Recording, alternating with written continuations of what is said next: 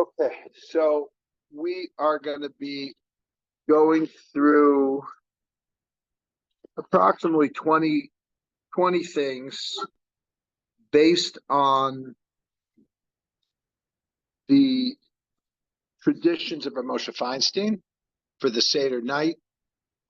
As many of those things, I spoke to Rabbi Mordechai Tendler, his personal assistant for over 10 years, who took notes on things that happen in the household of Rav Moshe. So I think a lot of it is very practical. This will be one of the most practical halachic shiurim you can have in terms of the night of the Seder. Okay? Get the premise? Very basic, very simple. And unfortunately, going to cut away with a lot of the chumras that the people have for many things. And it's not that Rav Moshe wasn't machmer. He certainly was in many areas. I'm just not going to cover those areas tonight. We can come back and look for them later. But the first thing I'm going to talk about is the start time for the Seder, because there's a famous rush that's brought down la halacha, and I don't really see anybody arguing with it, which is that we should start the 4 cups at the Seder after Tzeitar Kochavim, after nightfall, halachic nightfall, we'll call 3 stars. The problem with that is that it makes for a very late start for the Seder, especially if you have young kids and if you have elderly people. And I was trying to find heterim for it in the year of COVID, and I looked into it. I didn't really deal adequately with it enough, other than to say that halachically, it's very hard to argue on somebody who gets accepted. Even if you say, well, the Rambam doesn't say it, the Rif doesn't say it, so the Rush is 1 of 3, so why do we have to listen to him? And there's arguments to be made, why does he get to decide this thing that wasn't said in the Gemara? But the bottom line is that you got to kind of leave the rush in its place, but work around. There's workarounds. So, for example, when I was in Australia, I was invited by somebody to help lead a Seder for the biggest old age home of Australia, which supposedly had 1,000 people in it. I don't really think there was 1,000 people at the Seder, but there were definitely hundreds and hundreds. It's not the biggest Seder I was at, but it was hundreds and hundreds of people. Now, the only problem with the Seder is that it started early.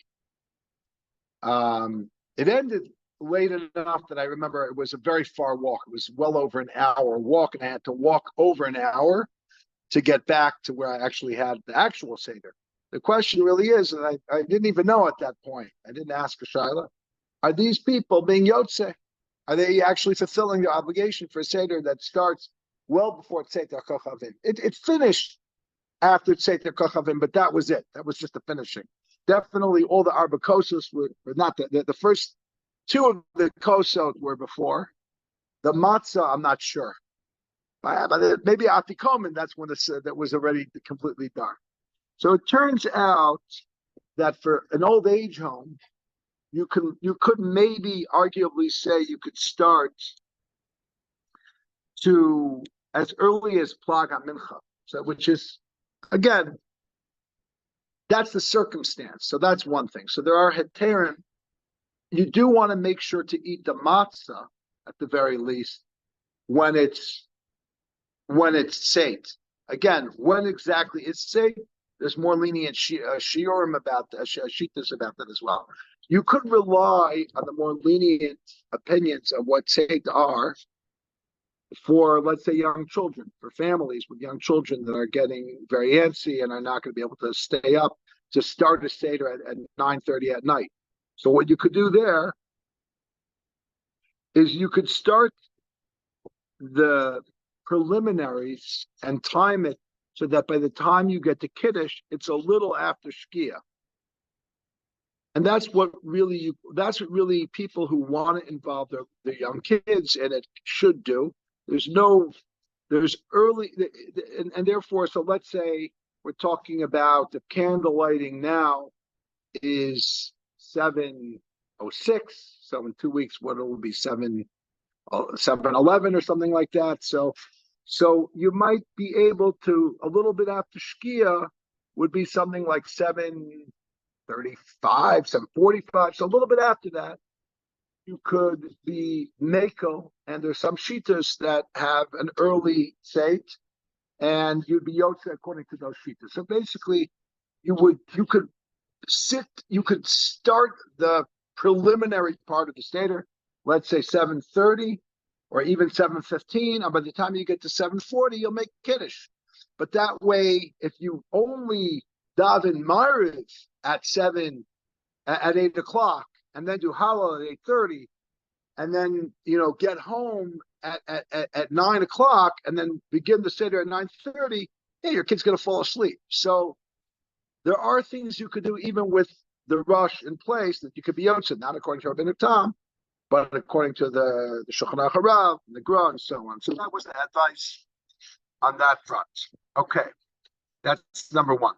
Again, we continue with number one into number two. What time can you daven Ma'ariv the first night? You can daven earlier. It doesn't have to be that you don't have to. There is no Indian. There are a few people who are machmir to try to daven after Tzeis in general, Chabad, for example. But if you're not Chabad, you don't have to do that. So you can daven Ma'ariv earlier and time it so that by the time you get home, it's going to be 7 o'clock or 7:15, let's say, and you'll set up for the Seder. And by the time you make Kiddush, 7:45, you'll still have participation of your children. Okay, what about the second night? So the issue with the second night is not, there's two issues. A lot of people think, oh, well, you can't prepare for the first night and the second night, but you can daven early. It's okay. It's okay. The thing is, what you can't do is you can't really do the Sfira Sa'omer too early. So you got two choices there. One choice is, you wait till a little bit after Shkia, and you count the Omer then.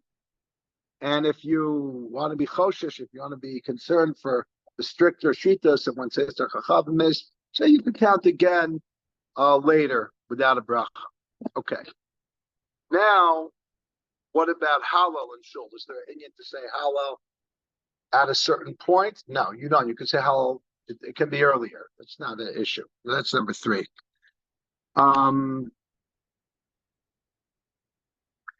If you want to discuss something for another time, is why does Sfira Omer Dafka have to be when it's late, when it's dark out? But that's for another conversation. We'll get it after Pesach. Number four is we'll skip to Haseba. So we're required to recline for the four kosas, for the matzah, the korach sandwich, the afikomen, if you can during the course of the meal, not strictly required, but if you can. What about women? Are they required to recline today? The answer is yes. And it's the Mordechai already says that in our times, the women are considered important. I guess there was a time before the Mordechai. Mordechai is 800 years ago almost.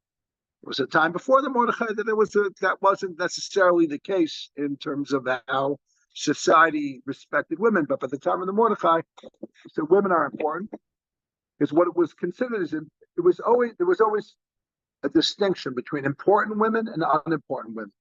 So important women had certain powers and certain freedoms. So they acted like they were free. They had more power, so they would recline. As society progressed, we gave women more powers, more prestige. So all women became important. Interesting, if you look, strictly speaking, I was looking in the Alter Rebbe Shulchan Aruch, there seems to be a backsliding. First, he quotes the Mordechai and says, today, the women should recline because they're all important.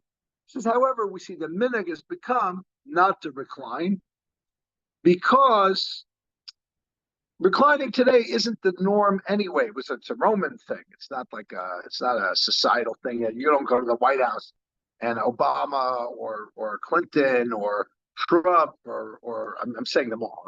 No discretion here. Are lying down on some gold couch, the gold toilet maybe, but not a gold couch, because that's not the way people show their power or their pleasure. It's just a thing they did in Roman times. But it's interesting. We carry on Roman minhagim. Jewish customs is more in touch with how ancient Romans lived than Rome is today. Because Judaism has this quality that we just, we take something and we hold on to it. We're not letting go, right? So they say, so why should a woman, as important as she is, have to recline?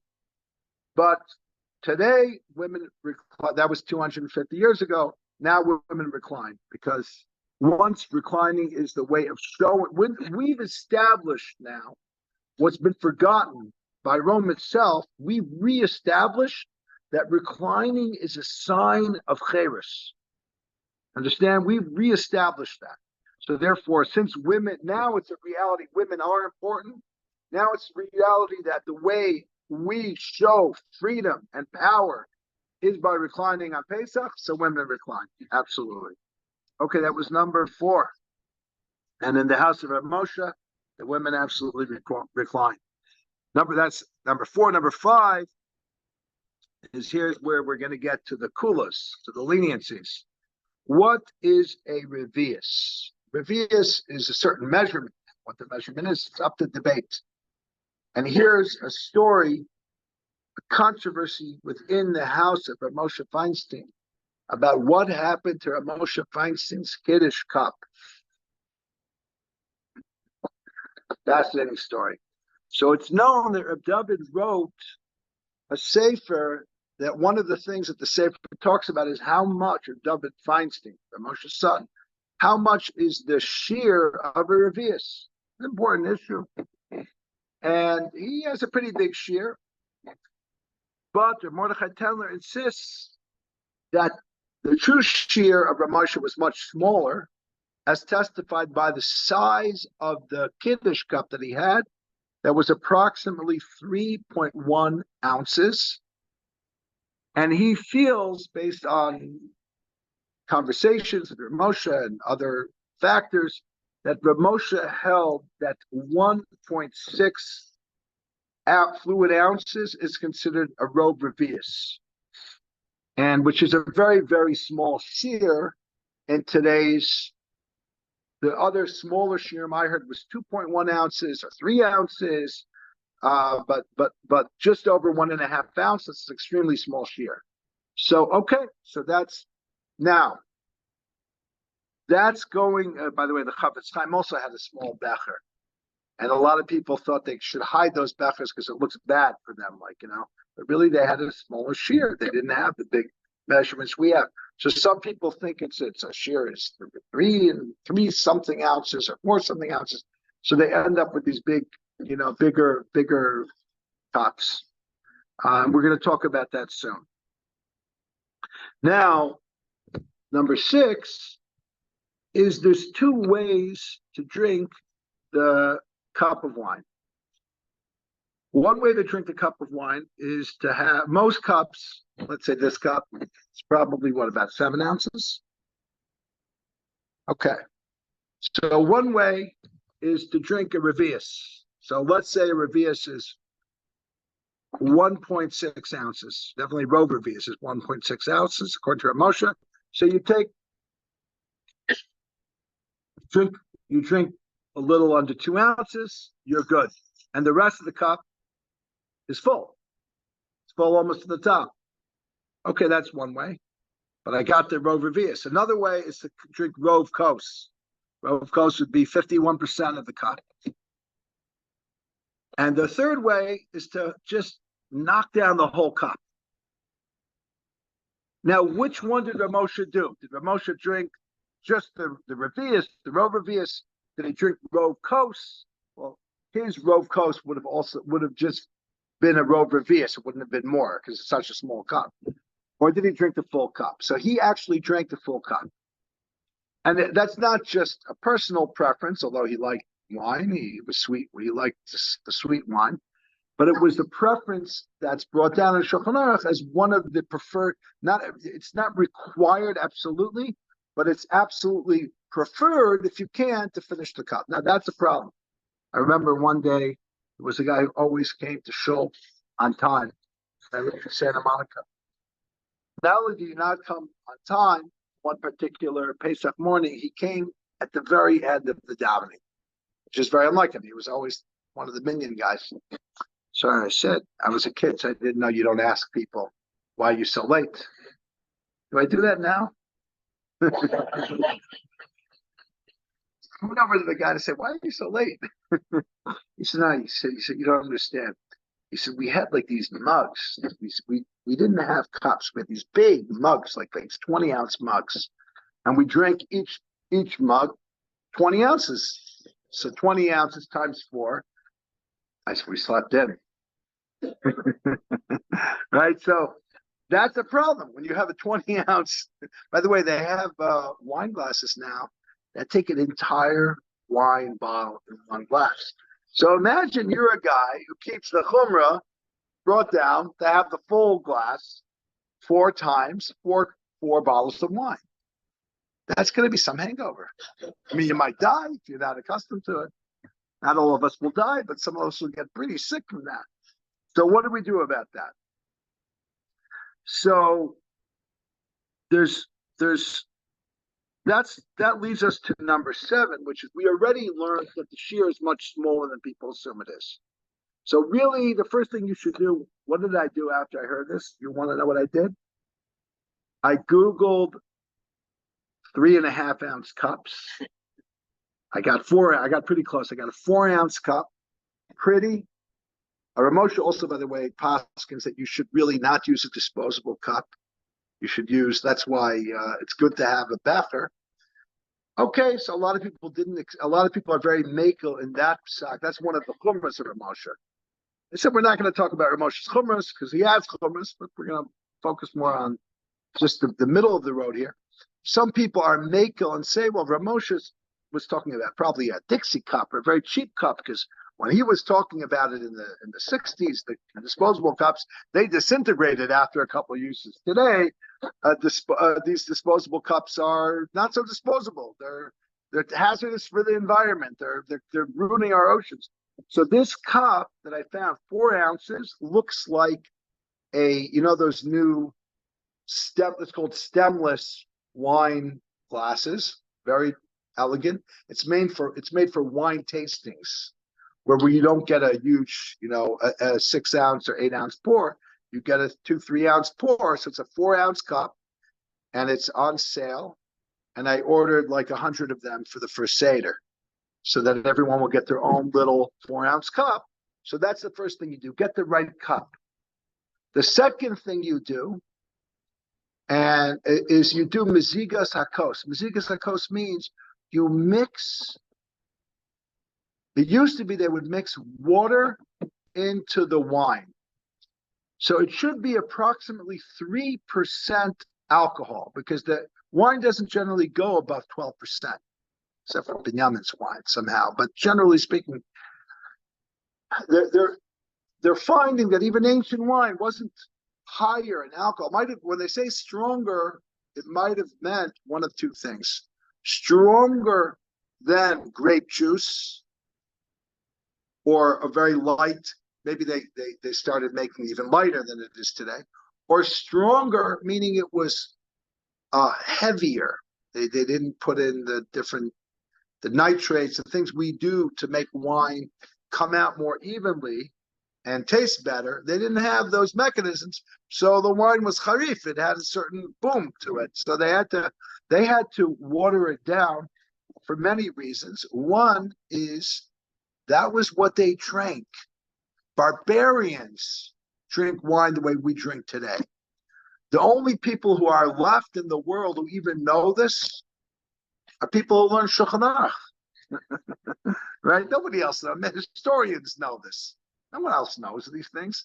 So what you really should be doing, and I did this naturally, is I was always mixing grape juice with wine to make sure I didn't get a bang knockout headache in the middle of the Seder, because I didn't always have those 4-ounce cups. And if you have, you knock down 3 cups like this of wine, you're gonna, you're 14 years old. You got to start a bar mitzvah. I'm saying, you're gonna get a big headache. So I always knew you gotta pace yourself, and you put in some grape juice. So what you do is, if it's, let's say, 12% wine, 12% alcohol content in your wine, you mix in 2/3 or 3/4, 3 to 1 to make it about 3% grape juice. And if it's 6%, you could buy a lighter version. Then you do half and half. So by that, if you're doing that, what you'll end up doing is you'll end up getting 3%. Let's either 2 ounces, which is a total of 2 times 4 is 8. So you'll be drinking 8 ounces. It'll be like drinking an 8-ounce of beer.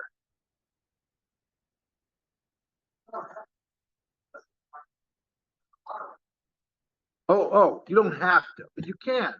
You can. And a lot of people can't really drink that much wine. They're not used to it, and they don't have to. There's no reason to do it. In other words, if you like to drink wine without mixing it with water, grape juice, go ahead, please. But if you don't, there's no chiyuv at all to drink it in a way that's harmful, when that wasn't even what Chazal instituted. That's not some heter. Meaning, this is the actual way to do it. You want to drink like a barbarian? Okay, drink like a barbarian. But that's not al pi halacha. We're letting you because you enjoy it. You enjoy it, so go ahead, be a barbarian. But in Shulchan Aruch it says that's not really derech eretz. That's not freedom. So that means if you're still sensitive to the barbarianism that we now practice, you didn't become a barbarian. Everyone around you is a barbarian. They're drinking all the straight up wine, and you know what you want to be like the Roman and Jewish. We're the same in some ways. Romans and Jews in drinking things, we agreed. Okay, the rest of the world went. The Germans won. They won the war when it came to drinking. They won the war. Okay, but we are reminded that there's still Roman ways of drinking. Go ahead and drink like that. Okay. You want to drink like the Germans? I prefer that way. The Italians would be horrified. Really? We should water down the wine? They're like, the Germans were right. The barbarians were right. Okay. So those are 2 things you could do to mitigate the factor of having these massive unnecessary hardships for people. Again, it depends who you are. Meaning the average person who's well and healthy and has a good relationship with alcohol can tolerate that. But if that's not you, there's no obligation to make yourself sick. The other thing is, if you are an alcoholic, then just drink grape juice. We're just assuming you're not alcoholic. And it's just drink grape juice. You can also even dilute the grape juice to water it down if the sugar content of the grape juice is harmful for somebody who's sick. So there's really very few people, it'd only be somebody who's really sick in the hospital, who can't have dolichosis. Find some way to do dolichosis.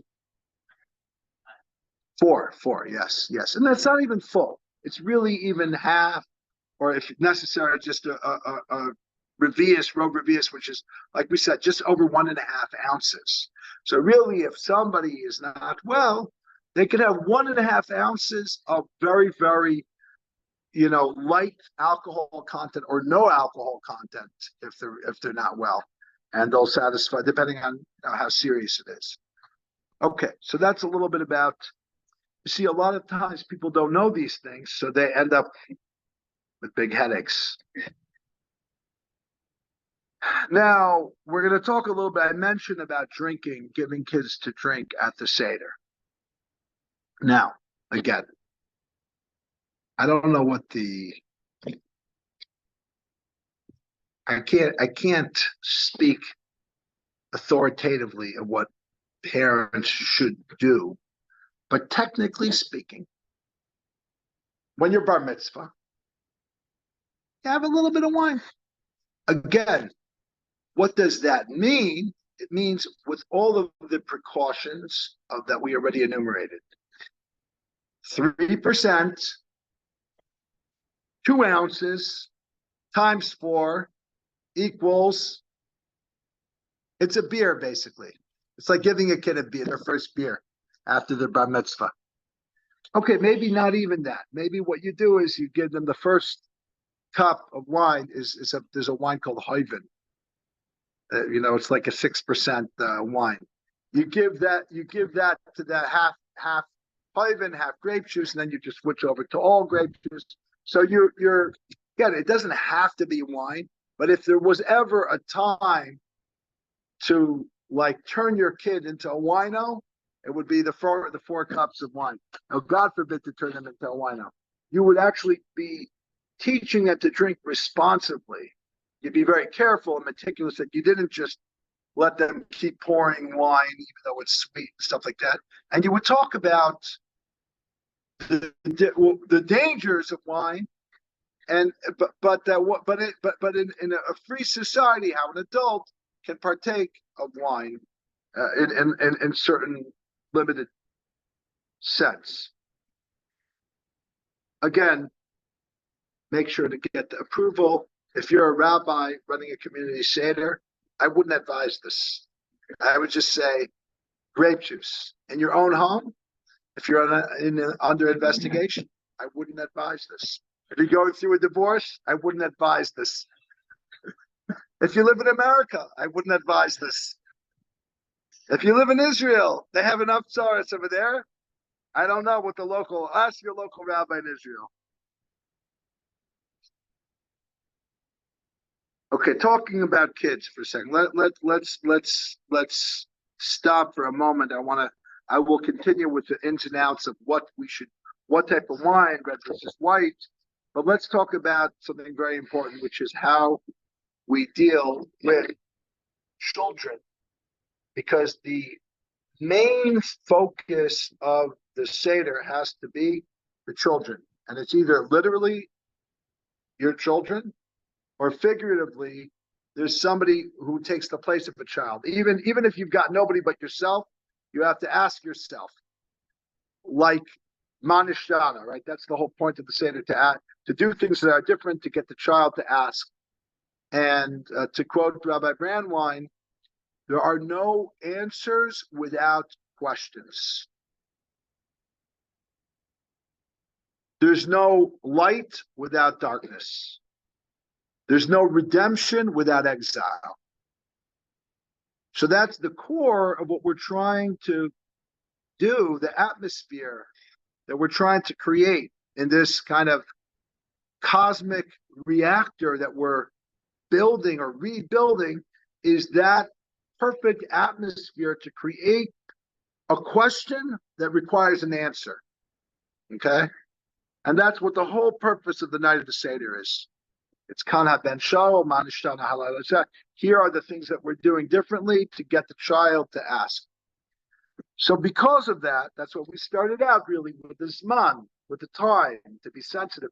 By the way, in Shulchan Aruch, it says, start the Seder early. Again, how early? That was the conversation we already had. But don't diddle daddle. In fact, in Rav Moshe's household, the Seder went relatively quickly. It was pleasant, but they didn't do the complex Divrei Torah during the Seder. It might have been a vart, short little nugget, but the complexity was reserved for the dinner itself after the Seder. Okay. Now, what do you do with little kids? This would be, let's say, we'll start from ages 3, 4, and 5. So the answer in the home, that is, you give them treats. Every 20 minutes, you give them a different type of candy.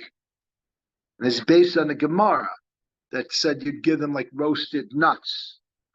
You just engage them and make it exciting for them to come back around. So they're up, and it's this thing. It's like there's a little girl in the shul that every time I see her, she tells me how late she stayed up for the Seder.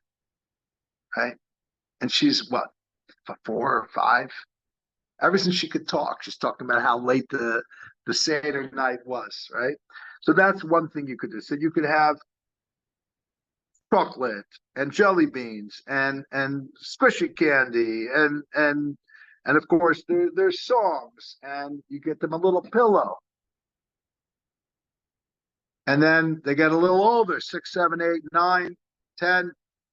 You involve them a little more. You ask them to bring something that they did in school, coloring book, arts and crafts they did, a little Dvar Torah they have. Again, also with the songs, obviously, Manishtana, you don't torture them too much with the Manishtana, but you involve them with that, obviously. And then 11 and 12, again, I'm not saying this is for everyone, but you do give them the arbakosas. I mean, you're always giving the kids, when they're old enough, 4 cups of grape juice. And then by the time they're bar mitzvah, you put a little bit of wine. If you feel if that's okay. Again, I don't know if that's, again, within a super measured way. Nobody should be giving a kid, a big cup of wine 4 times. That's not what I'm talking about. I'm literally talking about, you could literally give an ounce, or half an ounce over the course of 4 kosses that will come out to a total of 2 ounces, 3 ounces. As they get older, a little more. You add a little bit when they're 16, 17, a little bit when they're 19, By the time I was 19, I was drinking more alcohol at the Seder night than I'm drinking tonight. I could process it better. It wasn't like my parents were plying me with liquor. They just didn't stop me. That was enough.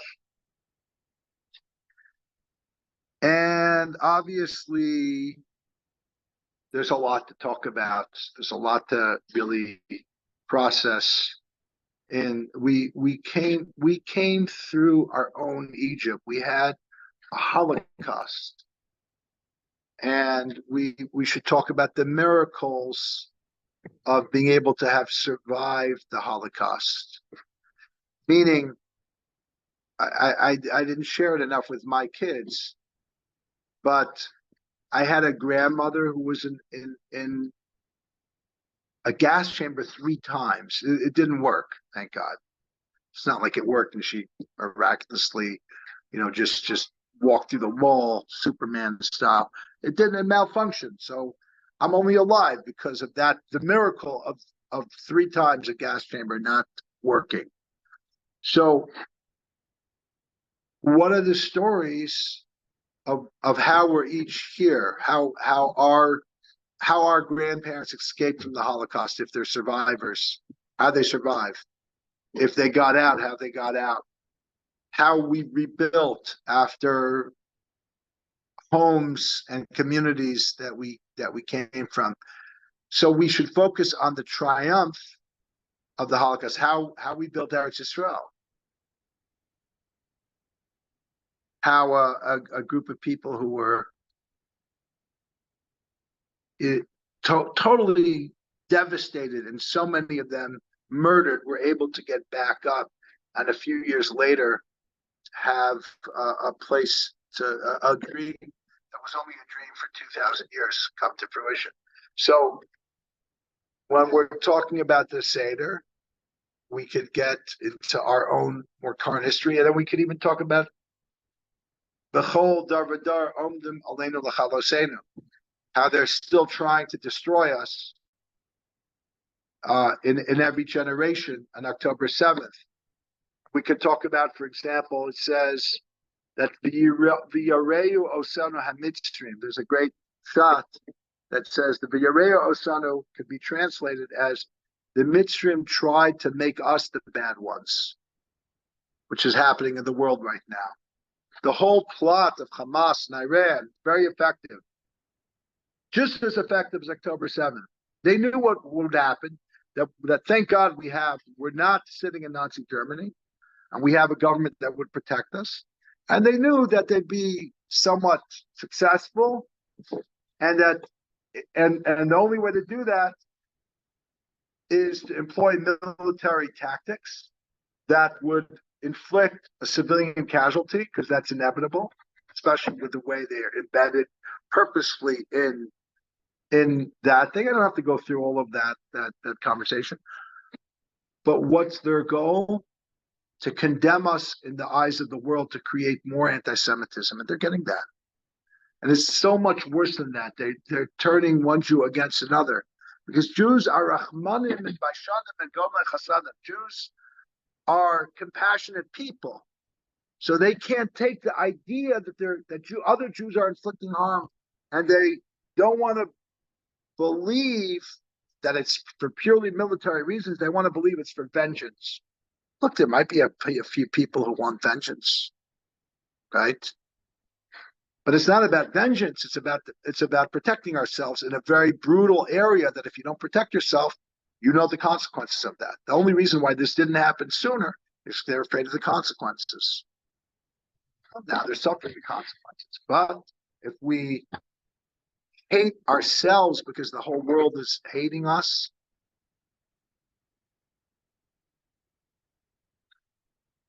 then we have to start all the way back in Egypt, which is where we are. Behold, dar badar, in every generation, they're ready and they're risen up again, the same way they've risen up in every generation. I don't know the reason. Jealousy. They hate God, maybe. Maybe they just hate God. They hate God, so they can't say anything against their own religion. Who was that who said they hate God?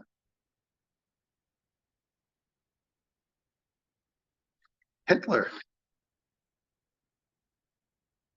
We are God's agents, so if they think they could get rid of us, they could get rid of the world's conscience. That's one of the reasons.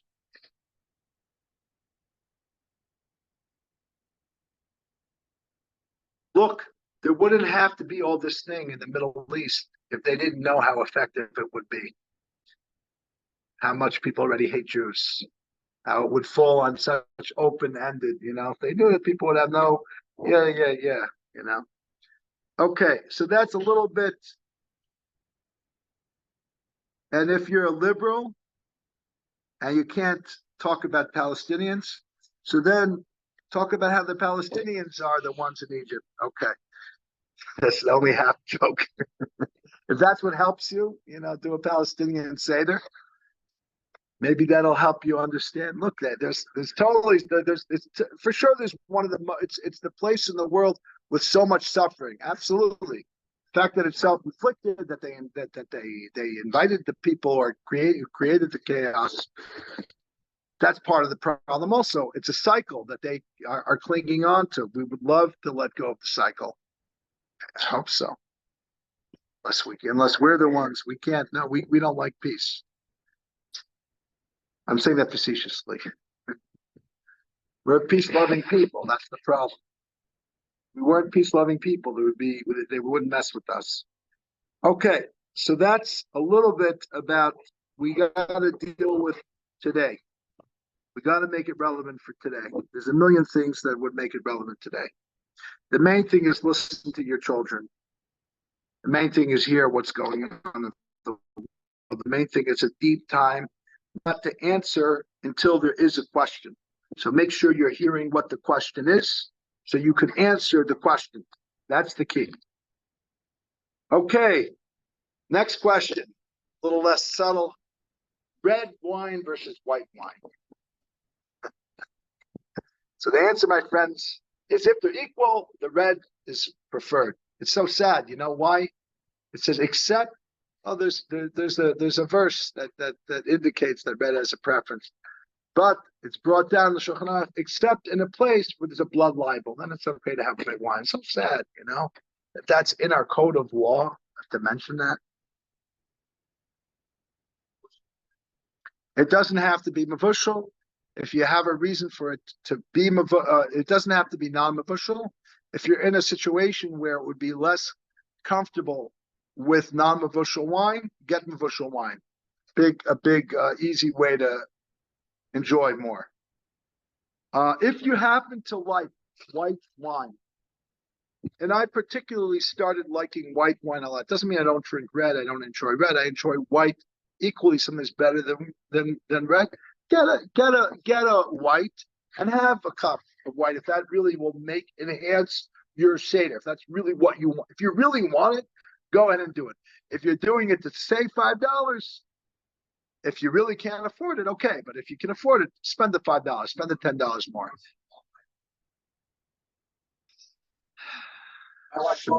No, so then if she loves it, then you get it. It doesn't have to qualify as a red. Meaning, now one thing you don't do is you don't blend. You don't make, because it's a rich night. So I don't say, I like a white wine, but I want it to be red. I'll put in some red. I'll make it red. No, if you want white, enjoy the white. You want a rosé, enjoy the rosé. By the way, before I was being very makel in terms of the amount of the alcohol, the size of the cup. But let's say somebody is the opposite. They need a good wine. They're not skimping on the quality, they're not skimping on the alcohol content, and they're okay with an 8-ounce pour 4 times. Okay, then get what makes you happy. Okay. Now, just one thing: the first revius should be drank, without tiny sips. Doesn't have to be gulped down. The first revius. So again, the first 1.6 ounces, you swallow it, you drink it, and swallow. You don't tiny sip it. Afterwards, you can enjoy. You can sip a little bit. By the way, there's one thing I forgot. I wanted to say about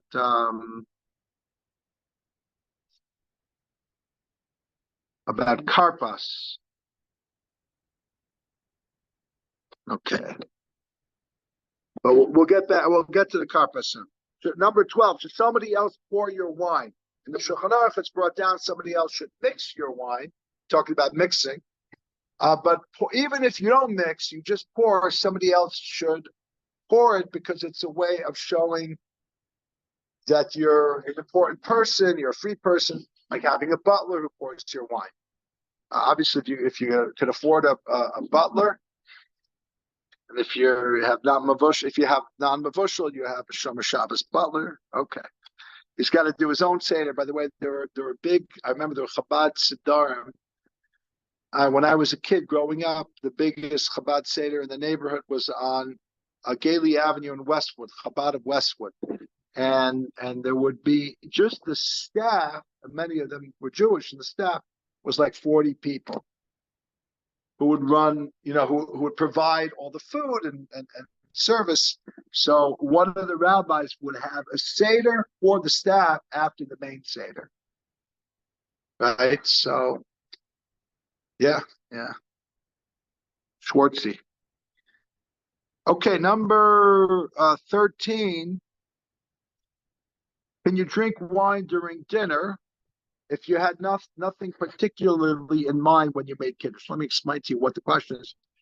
First of all, you shouldn't drink wine between the first cup and the second cup. I'm going to get into the reasons why, but it creates a problem because it just does.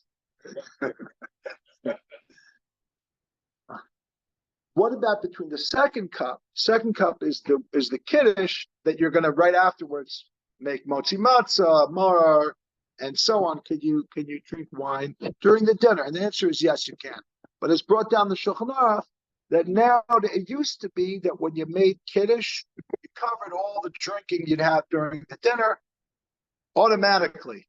But then it's brought down that at a later stage, people didn't drink as much. So if you wanted to cover all the drinking later, you had to have in mind that I'm going to be drinking later as well, and then you wouldn't have to make an additional hagafen during the meal. That's brought down Shulchan Aruch. But the answer is no. You don't have to worry. You don't have to have anything in mind anymore. It's it's self-understood in today's day and age that we serve wine at pretty much any occasion, any dinner, any yontif dinner. There's going to be wine there, whether you had it in mind or had nothing in mind. You are good to drink wine during the dinner without a hagafen. Okay, just drink it during the dinner. Now, number 14, where we get to we didn't talk about karpas. When you dip a potato or celery, some do an onion into. Did I hear somebody do watermelon? No. Into salt water, right? I don't know. Probably making it up. So there's the shita of the Rambam, and there's the shita that we do. The Rambam says you should do shira of a kazayas. We do less than a kazayas. The reason is there's no real necessity to eat it other than to get the kids to ask questions. So it doesn't need to be a kazayas. The problem is a lot of people are hungry. The kalbashul put out some potatoes. They want to have 5 potatoes.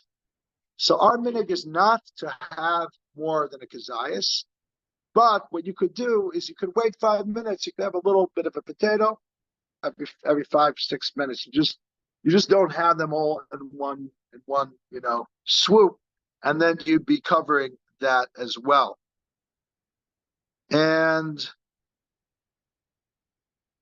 there are some people who even, I think Rav Moshe might have also, after dipping in water, maybe the second time, dip in a charosis as well. Very interesting minhag. And it's brought down that you should in Shulchan that you should be mechaven, that you're going to be yotze the bracha on the maror as well, adama. You're not making a second adama when you eat maror. You might think, why would I? It's covered by the amotzi. But again, not for now. It isn't necessarily covered. So when you make the hadama on the karpas, have in mind that you're not going to make a second hadama on the maror half hour, an hour, 2 hours later when you have because again the karpas is before the agada, the maror is after the agada, after matzah. Okay, don't worry if you didn't get that. It's okay. Now, because the truth is in today's day and age, we just assume Hamotzi covers everything. If you learn Gemara, it doesn't always cover everything, and that's one of those things that may not technically cover for whatever reason because it's not part of the real meal. Let's say, think of it as like a dessert, right? So it's not covered for a different reason, but the same principle. Number 15 is really a discussion about how to order the Seder plate. In this case, there's different shittas about how to order it. There's the Gra's version that's how Rav Moshe did, or a modified version of the Gra. I'm not going to explain it right now because it's too late. And there's the Arizal, which is very popular today. That's what I do. The Arizal's custom of how to order the Seder plate. But it's brought down in Shulchan Aruch that it has something to do with Ein Ma'avir Ala Mitzvos. Ein Ma'avir Ala Mitzvos has something to do with not passing over a mitzvah, which is strange. Like we don't want to insult this food over that food, the whole thing, right? So kind of similar to why we cover the matzah, but not the same, but similar, right? Why we cover challah or making kiddush. So Rav Moshe's custom was, if that's the whole reason why we made the kaira with things that set up the way they are, so then have some respect, and actually when you eat the different things, make sure to eat some of it from the actual kaira. So there's a custom, for example, a lot of people don't know this, to have an egg in memory of the chagiga after you've eaten the matzah and the korech, we dip it in salt water. So use the actual egg that's on the Seder table, on the kaira. Okay. The one thing we don't eat, does anybody who don't know what we don't eat from the kaira? The shank bone, because that's roasted. And custom amongst Ashkenazim, at least, I don't believe Spartan have the same thing. But we don't eat roasted chicken or meat because it might somehow be similar. Somebody might be confused of the roasting of the Pesach offering. A little bit of a stretch, but okay. Spartan don't have it. I don't know if they don't have the hang up that we have with it. I mean, there's easy ways of doing it. You add a little liquid to the pan, put some schmaltz in. Okay, got to finish up here because Myrav is in a minute. I just noticed.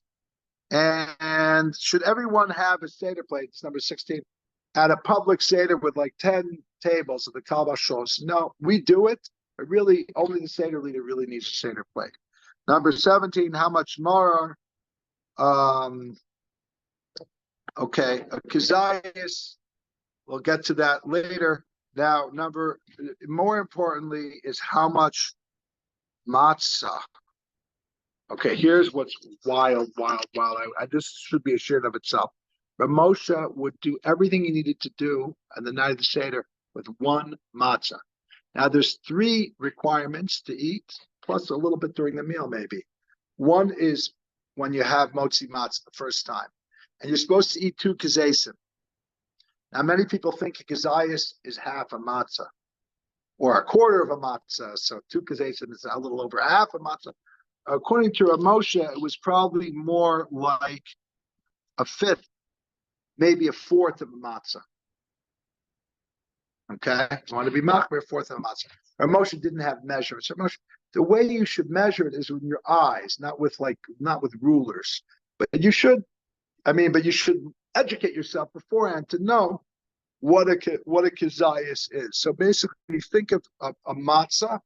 And you're going to have a fourth of it when you make the first 2 brachot of hamotzi and alachilas matzah. And then you're going to have a slightly smaller amount for the hillel sandwich. It could be a 6, because it doesn't need to be 2 kazesim. It could be 1. And then again, for the afikomen, it could be also two kazesim, which could be a fourth of a matzah. So a fourth of a matzah in the beginning, a sixth of the matzah for the kara sandwich, a fourth of the matzah at the end, and it leaves you a little bit during. These are tiny, tiny shiurim. These are big kulas. This will save you a massive stomach ache. Okay, it's worth the price of admission for this. And with that, we're going to conclude and break for Myrav.